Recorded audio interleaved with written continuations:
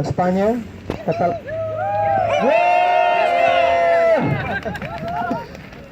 Catalonië is nu een republiek. Voor de Nederlanders die het nog niet weten, Catalonië was al niet Spanje, maar nu helemaal niet. De meerderheid van de Catalanen heeft besloten niet langer onderdeel te willen zijn van Spanje. Dus wat mij betreft nooit meer mag iemand tegen mij zeggen dat ik een Spanjaard ben. Dat werd gisteren nog gezegd op de radio. Ik zeg nee, echt niet. Ik ben nu echt absoluut geen Spanjaard.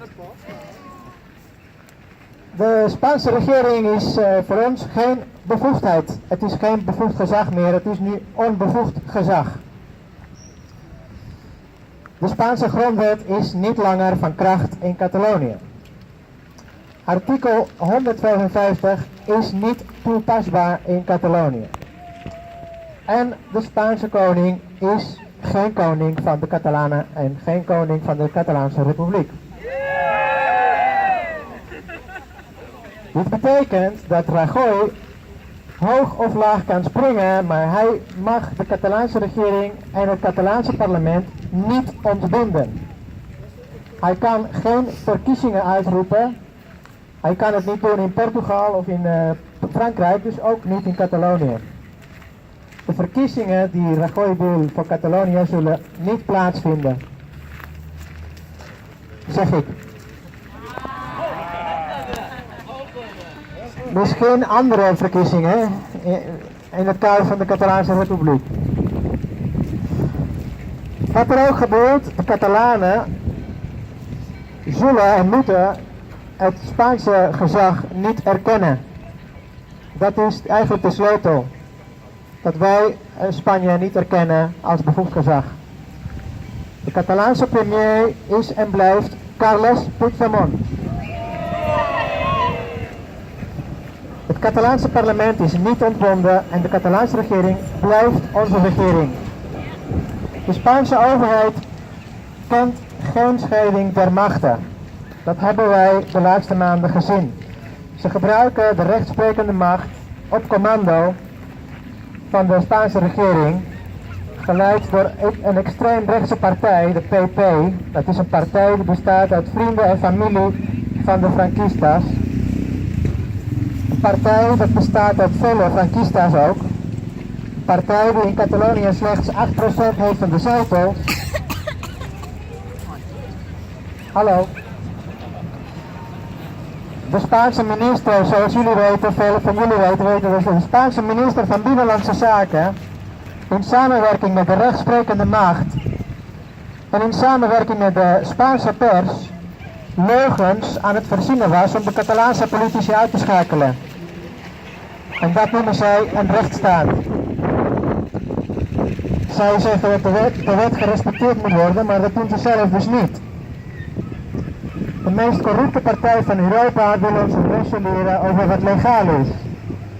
Een partij die voortdurend illegaal bezig is en die de fundamentele rechten van mensen in Catalonië zonder pardon geschonden heeft en waarschijnlijk van plan is om die verder te schenden.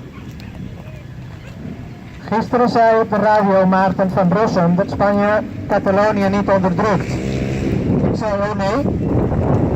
Wat dacht je van mensen met traangas en andere kogels die in de rij staan om te stemmen? Is dat geen onderdrukking dan? Het afsluiten van websites, het censureren van pers, het openmaken van post, het controleren en confisceren van post, het verbieden van bijeenkomsten, het voorkomen dat de Catalaanse taal in het Spaanse parlement wordt gesproken. Dat de Catalaanse taal in het Europese parlement wordt gesproken. Het vernietigen van alles wat de Catalanen in hun eigen parlement besluiten, is dat geen onderdrukking? Het aanhouden van gevangenen, het gevangen zetten van mensen, vredige mensen, zoals Jordi Sanchez en Jordi Cuixart, is dat geen onderdrukking? Volgens mij is dat wel onderdrukking. We zijn ook hier vandaag om hierover te protesteren. En de Spaanse overheid heeft Jordi Sanchez en Jordi Cuixart gearresteerd en gevangen gezet om te voorkomen dat ze een misdaad begaan, maar ze hebben helemaal geen misdaad begaan. Het zijn hele vreemde mensen. En Jordi Sanchez is hoofd van Assemblea Nacional, dat is onze vereniging. Ben ik soms de volgende. Nou. En wat ik ook kwijt wil hier is de reactie van Europa. Ik vind de reactie van Europa schandalig. Er worden dus fundamentele rechten van de mens geschonden. En de reactie van Europa is: prima, Spanje, ga zo door.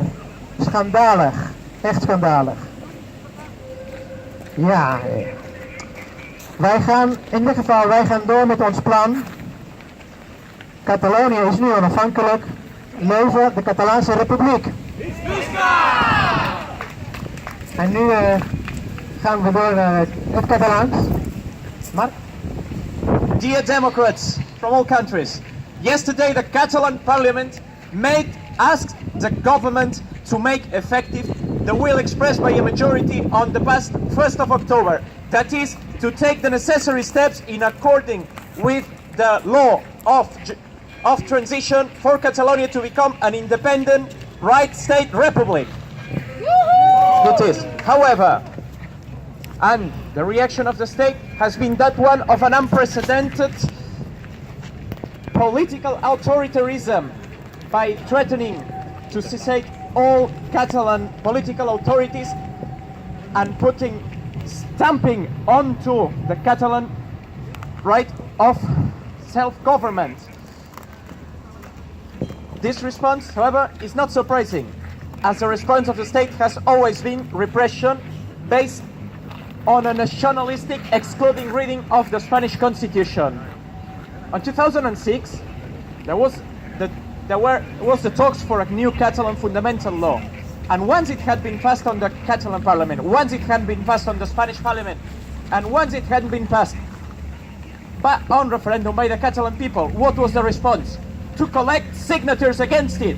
The now ruling party collected signatures against a referendum that had been passed according to the Spanish Constitution, according to all democratic procedures. And what was also the response? Taking it to the Constitutional Court, showing that it is not democracy they are looking for. They are looking for a nationalistic understanding of the unity of Spain, which they are trying to uphold in face of all.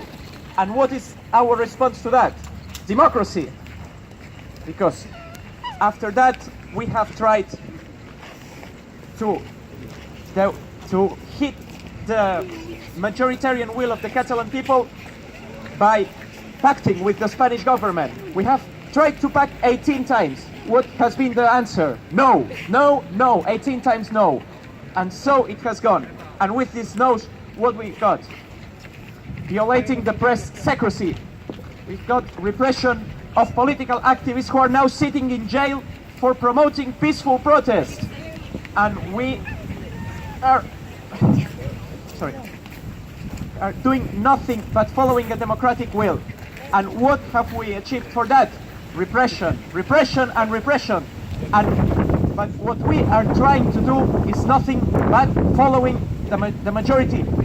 What an 80% of the Catalan people is asking, that is a referendum. And with the failure of all pact option, what was there but unilaterality? And what has been the answer again? The stick. Almost 1,000 people have been injured by the Spanish security forces for trying to exert their democratic vote. And yet, we will strive against violence to achieve our objective. And our objective is nothing but achieving a republic for all, for those who have stood for independence and for those who have not, for those who feel Catalan and for those who do not. We are talking about universal objectives of democracy and social justice, or our ancestors said, freedom, equality and fraternity. And also, and let this be clear, because we are in a land that has been our host maybe for months, maybe for weeks, maybe for years, but we are also want to be host. We want the Catalan Republic to be a friend of all the world. We want to be open to refugees. We want to be open to everyone that knocks on our door, and we want to be friends with all democratic nations of the world. Also, meneer Rutte, dames en heren van de Staten-Generaal, dit is over democracy. This is about democracy. And we need everyone to stand on the side of democracy in front of oppression. And this is what we're going to do. We're going to keep on democratically and peacefully. Seguirem lliures, seguirem pacífics i ferms per la República Catalana. Visca la República Independent! Visca!